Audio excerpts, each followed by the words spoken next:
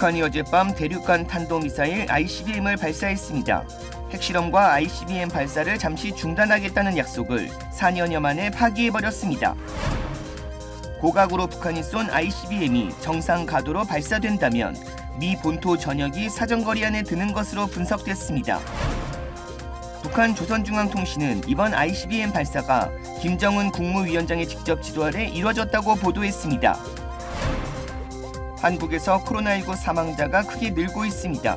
신규 확진자는 감소한 반면 고령층 사망자가 증가하고 있습니다. 쇼핑몰에서 10대 청소년들이 말다툼을 벌이다 결국 총까지 쏴 어린이를 포함해 4명이 부상을 입었습니다.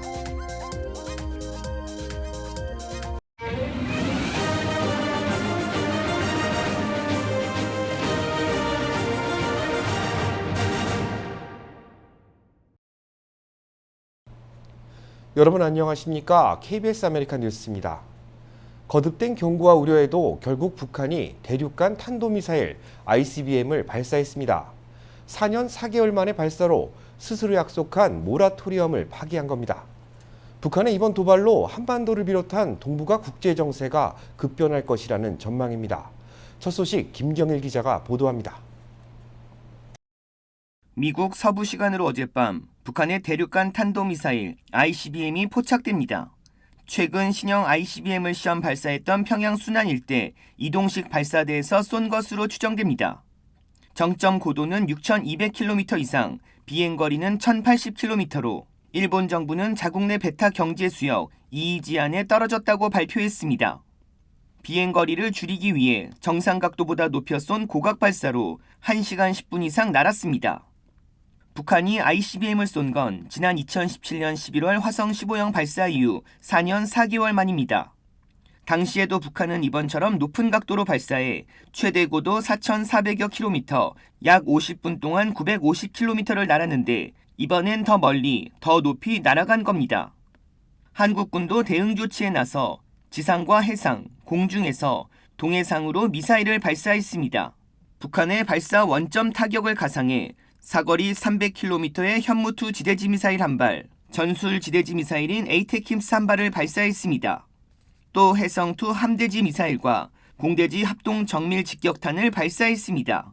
원인철 합참의장은 폴 라케머리 연합사령관과 화상회의를 통해 상황을 공유하고 한미 연합 방위태세를 굳건히 할 것을 확인했다고 밝혔습니다. KBS 뉴스 김경일입니다. 북한이 쏜 ICBM은 발사 유예 선언 전에 마지막으로 쏜 ICBM 화성 15형보다 더 높이 멀리 날았습니다. 성능이 더 개량된 것인데 정상 각도로 발사한다면 미국 본토 전역이 사정거리 안에 드는 것으로 분석됩니다. 이어서 신선민 기자입니다. 한미 군당국이 탐지한 ICBM의 비행거리는 약 1,080km. 4년 4개월 전 북한이 마지막으로 발사한 ICBM인 화성 15형의 사거리 950km보다 100여 킬로미터가 더 깁니다. 고도도 1,700여 킬로미터나 더 높이 올라갔습니다.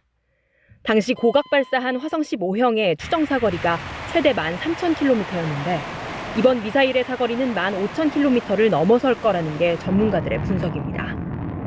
만약 정상 각도로 쏜다면 미국 서부는 물론 11,000km 떨어진 수도 워싱턴까지 미국 본토 전역이 사정권에 들어간다는 얘기입니다. 북한이 상당한 기술적 진전을 이룬 것으로 평가됩니다.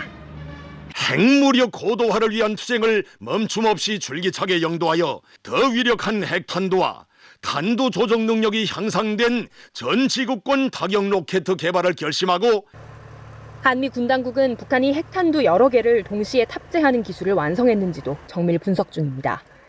북한이 ICBM 기술을 발전시켜 다탄두나 위력이 큰 탄두 탑재를 시도해왔고 이번 ICBM의 엔진 추진력이 더 높아졌을 것으로 추정되는 만큼 중량을 크게 늘린 탄두를 탑재할 가능성이 있습니다. 북한이 향후 ICBM을 정상 각도로 발사해 최대 사거리 시험을 할 거란 관측도 나옵니다. KBS 뉴스 신선민입니다. 북한 조선중앙통신은 이번 ICBM 발사가 김정은 국무위원장의 직접 지도 아래 이루어졌다고 보도했습니다. 조선중앙통신은 김정은 위원장이 신형 ICBM 시험 발사에 대한 친필 명령서를 하달한 데 이어 발사 현장을 직접 찾아 전 과정을 지도했다고 보도했습니다. 김 위원장은 이 자리에서 앞으로도 국방력을 강화하는 데 국가의 모든 힘을 집중해 나갈 것이라면서 막강한 군사기술력을 바탕으로 미국과의 장기적 대결을 철저히 준비해 나갈 것이라고 말했습니다. 조선중앙통신은 이번에 발사한 미사일이 신형 ICBM인 화성 17형이라고 밝혔습니다. 북한은 지난 16일에도 같은 미사일을 발사했지만 공중 폭발하면서 실패했는데 8일 만에 재발사에 성공한 것입니다. 북한은 지난 2020년 10월 노동당 창건 75주년 열병식에서 화성 17형 ICBM을 공개한 바 있습니다. 바이든 대통령은 북한의 대륙간 탄도미사일 ICBM 발사에 대해 강력히 규탄한다는 입장을 밝혔습니다. 미국을 비롯한 6개 국가는 유엔 안보리 공개회의 개최를 요구했습니다. 관련 소식 이정민 기자가 보도합니다.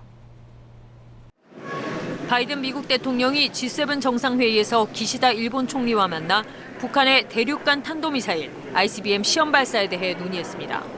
백악관 관계자는 양 정상이 ICBM 시험 발사를 규탄하면서 동시에 외교의 필요성을 강조했다고 밝혔습니다. 상황 악화를 막기 위한 여전한 대화 의지를 밝힌 것으로 볼 수 있지만 암묵적 임계점, 이른바 레드라인을 넘은 북한의 행동에 대한 비난 수위는 한층 높아졌습니다. 북한이 다수의 안보리 결의를 뻔뻔하게 위반했다고 평가하면서 여전히 주민 복지보다 대량 살상 무기나 탄도미사일에 신경 쓴다고 조목조목 짚었습니다. 한미 국방장관은 통화를 갖고 북한이 스스로 약속한 ICBM 발사 유예를 파기했다면서 유엔 안보리에 단호한 대응을 주문했습니다.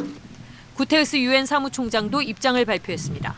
The Secretary General urges the DPRK to desist from taking any further counterproductive actions. 미국 등 6개 나라는 북한 ICBM 시험 발사 논의를 위한 안보리 공개 회의를 요청했습니다. 반대하는 회원국이 없으면 현지 시각 25일 회의가 소집됩니다. 다만 미국과 사안마다 신경전을 벌이고 있는 중국, 우크라이나 전쟁으로 사이가 더 멀어진 러시아의 반응이 관건입니다. 미국은 바이든 대통령의 유럽 순방이 마무리된 뒤 보다 면밀하게 대응 방안을 검토할 것으로 보입니다. 워싱턴에서 KBS 뉴스 이정민입니다. 코로나19 소식입니다. 연방정부의 코로나19 지원금이 일부 주정부에서 코로나 피해 복구와 상관없는 엉뚱한 곳에 쓰인 것으로 드러났습니다. AP통신 분석 결과 플로리다주 브로워드 카운티는 코로나 지원금 1억 4천만 달러로 4성급 호텔을 짓기 시작했고 뉴욕주 더치스 카운티는 야구 경기장 수리에 1,200만 달러를 사용했습니다. 또 엘라베마에서는 교도소를 짓는데 4억 달러를 배정했고 콜로라도주에서는 골프장 시설 교체에 660만 달러를 투입했습니다. 연방의회는 지난해 3,500억 달러 규모의 지원금을 교부하면서 코로나19로 위기에 처한 일자리를 지키고 곤경에 빠진 사람들을 돕는 데 사용하도록 제한을 뒀습니다. 하지만 감독 권한을 가진 재무부가 기금 사용을 사실상 방치하면서 지방정부가 아무런 제한 없이 지원금을 사용한 것으로 드러났습니다. 한국에서 코로나19 사망자가 크게 늘고 있습니다. 확진자는 전날보다 10만 명 가까이 줄은 반면 숨진 사람은 470명으로 집계됐습니다. 당분간 사망자가 계속 늘어날 가능성이 높다는 전망인데 확진자와 사망자 모두 고령층이 많다 보니 고위험군 관리에 비상이 걸렸습니다. 최유경 기자입니다. 전체 사망자의 87%는 70대 이상 고령층입니다. 특히 사망자 3명 중 1명은 요양병원과 요양시설에서 나오고 있습니다.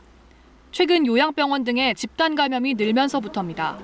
바깥쪽에서 파도가 세게 부는데 요양병원이 아무리 문을 걸어 잠근다고 해서 파도를 막기는 좀 어렵지 않습니까? 기저질환이 있거나 많이 힘드셨던 환자분들은 코로나가 좀 일종의 그런 트리거가 좀 되는 것 같더라고요. 델타 변이가 유행하던 지난해 12월과 비교하면 치명률은 떨어졌지만 확진자 규모가 커지면서 사망자 수만 4배 넘게 늘었습니다. 방역당국은 확진자 수가 많이 증가한 데다 기저질환 악화로 인한 사망이 겹친 영향으로 추정하면서도 분석이 더 필요하다고 밝혔습니다. 코로나19에 의한 사망 여부를 판단하는 것은 일단 쉽지가 않습니다. 왜냐하면 다른 기저질환으로 인해서도 사망 요인이 있는데 얼마나 코로나19 감염이 기여를 했느냐. 통상 확진자가 늘고 2, 3주 뒤에 위중증 환자와 사망자가 느는 만큼 앞으로 사망자 규모는 더 커질 가능성이 큽니다. 전문가들은 4월 초에 하루 500~600명의 사망자가 나올 수 있다고 전망합니다. KBS 뉴스 최유경입니다. 팬데믹 기간 대도시 인구는 줄어든 반면 남부 신흥도시는 인구가 증가세를 나타냈습니다. 센서스 인구조사국 집계 결과 전국에서 인구 감소율이 가장 높았던 곳은 뉴욕으로 32만 8천여 명이 줄었습니다. LA는 17만 6천여 명이 빠져나가며 두 번째로 높은 인구 감소세를 나타냈고 샌프란시스코 인구는 11만 6천여 명이 줄어 그 뒤를 이었습니다. 반면 텍사스주 댈러스는 9만 7천여 명이 늘었고 애리조나주 피닉스 대도시권도 7만 8천여 명이 늘었습니다. 전문가들은 팬데믹 기간 상당수 기업들이 재택근무제를 도입하면서 생활물가가 높은 대도시를 떠나는 경우가 많아졌기 때문으로 분석했습니다. 애리조나주의 한 쇼핑몰에서 총격 사건이 발생해 어린이를 포함 4명이 부상을 입었습니다. 10대 청소년들끼리 말다툼을 벌이다 결국 총까지 쏜 것으로 드러났습니다. 박시몬 기자입니다. 피닉스 인근에 있는 한 아울렛에서 총격 사건이 발생했습니다. 어린이 1명을 포함해 모두 4명이 다쳤는데 이 가운데 3명은 총상을 입고 병원으로 후송됐습니다.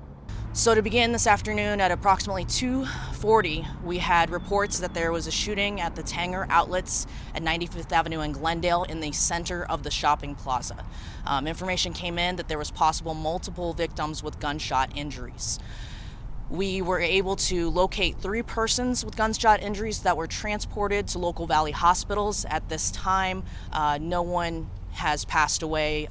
이번 사건은 10대 청소년들 사이의 말다툼이 원인이 됐습니다. 17세 소년이 또래의 무리들과 언쟁을 벌이다 갖고 있던 권총을 발사했으며 몇 시간 후 상대방이었던 15세의 청소년이 돌아와 총격을 가했습니다. 이로 인해 4살 아이와 27세의 엄마 그리고 옆에 있던 15세 소녀가 총상을 입었습니다. 총격 사건이 일어나자 현장을 벗어나려는 수백 명의 인파가 한꺼번에 몰리면서 혼잡을 빚기도 했습니다. 출동한 경찰은 쇼핑몰의 출입구를 폐쇄하고 이곳에서 나오는 사람들을 상대로 검문을 실시했습니다.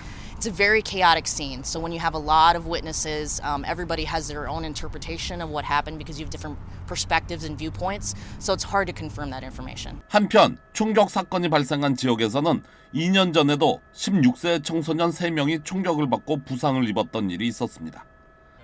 총기 문제로 떠들썩한 미국에서 이제는 청소년들의 총기 문제까지 수면 위로 떠오르고 있습니다. KBS 뉴스 박시몬입니다.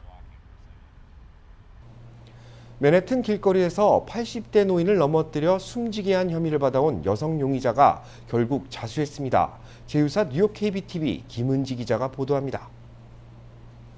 뉴욕포스트 등에 따르면 26세 로렌 파지엔자는 지난 22일 변호사와 함께 경찰에 자진 출두했습니다. 파지엔자는 지난 10일 맨해튼 첼시 지역 길거리에서 길을 가던 87세 여성 바바라 구스턴 씨를 특별한 이유 없이 밀쳐 넘어지게 했습니다. 브로드웨이 뮤지컬 가수의 보컬 코치로 일하던 구스턴 씨는 넘어지면서 뇌에 심각한 손상을 입어 치료를 받아오다 결국 숨졌습니다. 이에 경찰은 현상금을 내걸고 용의자의 모습이 찍힌 전단지를 공개했습니다. 경찰은 사건 당시 둘 사이에는 아무런 대화가 오가지 않았기 때문에 이른바 묻지마 공격으로 추정하고 있습니다. 뉴욕포스트 등에 따르면 파지엔자는 전에 이웃과 갈등을 빚어 경찰에 신고한 적이 있으며 같은 건물에 살고 있는 한 세입자는 그녀가 절대 최고의 세입자는 아니라고 말했습니다. 또 그녀의 한 초등학교 동창은 퍽스뉴스와의 인터뷰에서 과거 파지엔자에게 괴롭힘을 당한 적이 있다고 밝혔습니다. 검찰은 그녀가 사건 발생 당시 뚜렷한 이유 없이 숨진 구스턴 씨에게 욕설을 퍼부은 뒤 그녀를 밀친 것으로 보고 조사 중입니다. 파지엔자는 현재 $100만 보석금 판결을 받고 과실치사 및 폭행 혐의로 라이커스 아일랜드 구치소로 보내졌습니다. 그러나 파지엔자 변호사는 그녀가 과잉 기소를 당했다고 주장했습니다. KBTV 뉴스 김은지입니다.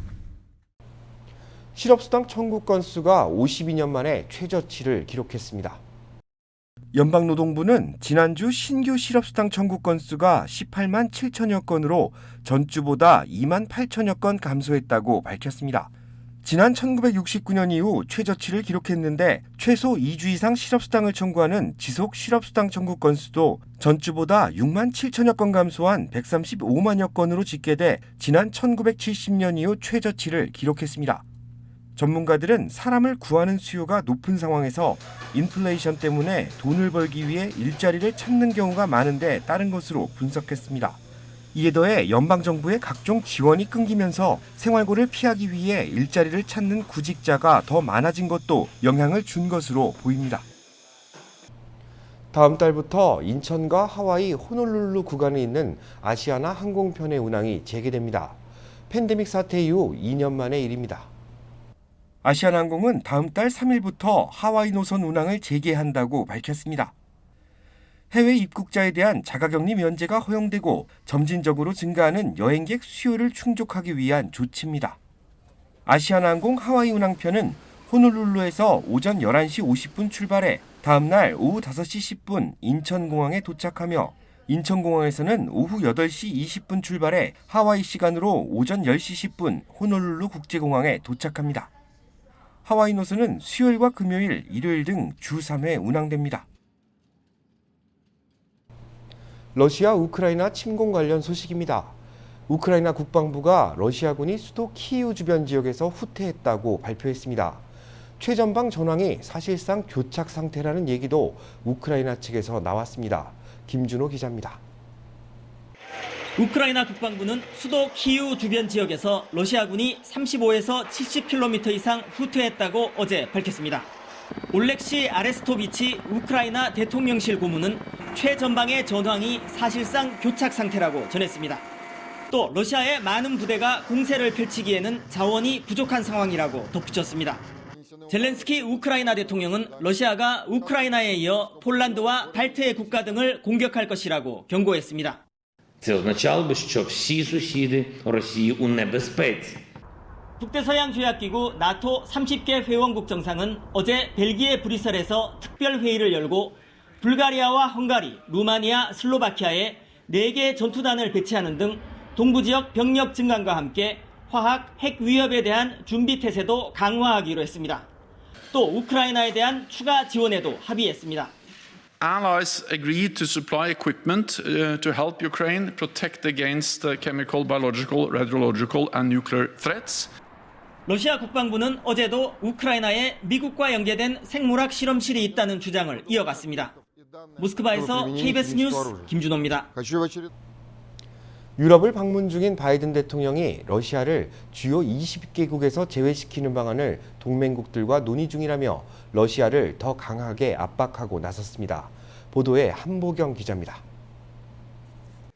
러시아의 우크라이나 침공 이후 처음으로 유럽을 방문한 조 바이든 미국 대통령은 별도 기자회견 자리에서 G20, 즉 세계 주요 20개국에서 러시아를 퇴출시키는 문제를 나토 정상회의에서 논의했다고 밝혔습니다. 반대하는 나라가 있다면 우크라이나를 G20 정상회의에 참석시키는 방안을 고려하겠다고도 했습니다. 국제사회에서의 러시아 고립을 가속화하겠다는 겁니다. Asked to have both Ukraine be able to attend the meetings as well as basically Ukraine being able to attend the G20 meeting and observe. 미국이 우크라이나 난민 10만 명을 수용하고 난민들을 수용하는 유럽 국가들도 지원하겠다고 했습니다. And today I'm announcing the United States is prepared to commit more than $1 billion in humanitarian assistance. 유럽 국가들의 러시아 에너지 의존도를 줄이는 방안도 논의하고 있는 가운데 미국은 독자적인 추가 제재도 내놨습니다. 미국 재무부는 홈페이지를 통해 러시아 하원 의원 328명을 포함한 400여 명을 제재 대상에 추가로 올렸습니다. 재무부는 특히 금을 포함해 러시아 중앙은행과 연관되어 있는 모든 거래도 앞으로 제재 대상에 해당한다고 밝혔습니다. 러시아 외환보유고 중 22%가량을 차지하고 있는 걸로 추산되는 금 거래를 사실상 차단에 나선 겁니다. 이런 가운데 유엔은 뉴욕 유엔본부에서 긴급 특별총회를 열고 러시아의 적대 행위로 벌어진 우크라이나의 심각한 인도주의 위기 상황을 개탄한다는 내용의 결의안을 140개 나라의 찬성으로 채택했습니다. 뉴욕에서 KBS 뉴스 한보경입니다. 러시아의 우크라이나 침공 사태가 장기화되고 있는 가운데 우크라이나 피난민들을 돕기 위한 LA 한인사회의 후원도 이어지고 있습니다. LA 한인회는 오늘 오전 팔로스 버디스에 거주하는 홍성애 씨가 한인회관을 방문해 우크라이나 동포들을 돕기 위한 후원금 $10,000를 쾌척했다고 밝혔습니다. 개인 기부액으로서는 가장 많은 액수입니다. 지금까지 55명의 개인과 단체, 기업들이 참여했는데 LA 한인회는 오늘부로 4만 달러가 넘는 후원금을 모금했다고 밝혔습니다. 우크라이나 돕기 범동포 모금 캠페인 참여는 온라인 홈페이지를 통해서 할 수 있고 수표를 발행해 우편으로 붙이거나 직접 LA 한인회관을 방문해 참여할 수도 있습니다.